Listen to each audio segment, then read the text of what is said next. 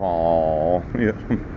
This NAFTA agreement, yes. And then these narcotics, right.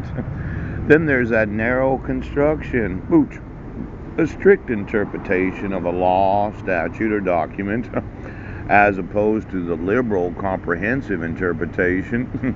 Literal construction, some federal judges adhere to a narrow construction of the meaning of certain passages in the U.S. Constitution, yeah, while others may give a broad, non-technical interpretation of the same passages. Yes. Then there's the NASDAQ. It's an abbreviation for the National Association of Security Dealers, automated quotation system that functions as a stock exchange for securities not sold on a regulated exchange, which are called over-the-counter securities. Now, I know, this NAFTA agreement, yes.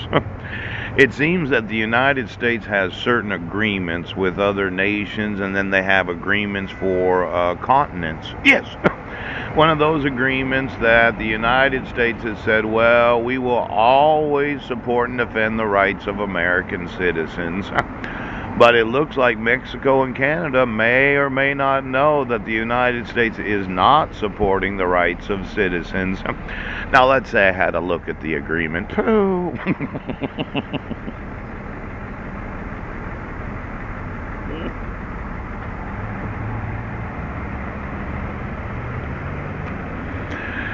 It's a little agreement that happened to involve 3 different nations.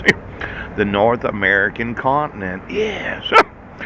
Now, let's say I could prove in a court of law that after 2 million emails, approximately 12,000 videos, that the United States of America feels no obligation to enforce the rights of its citizens. Yes, yes, yes.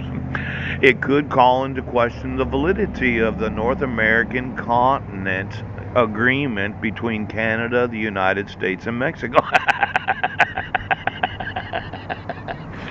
Now, I'm not one to really put a damper on this whole concept of continental agreements. Yes, but as an American citizen, I did inform those in law enforcement that I was not given any actual notice of court hearings. Yes.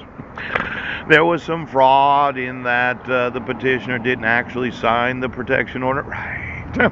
There's some forgeries. Now, yesterday I did look. Yes.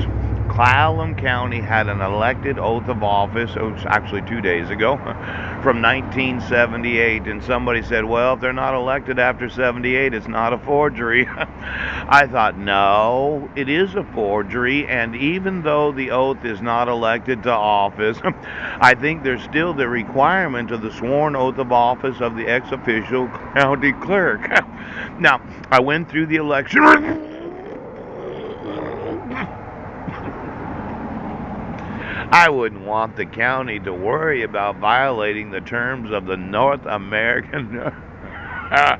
But I'm one of those that would sue for the removal of continental agreements between nations.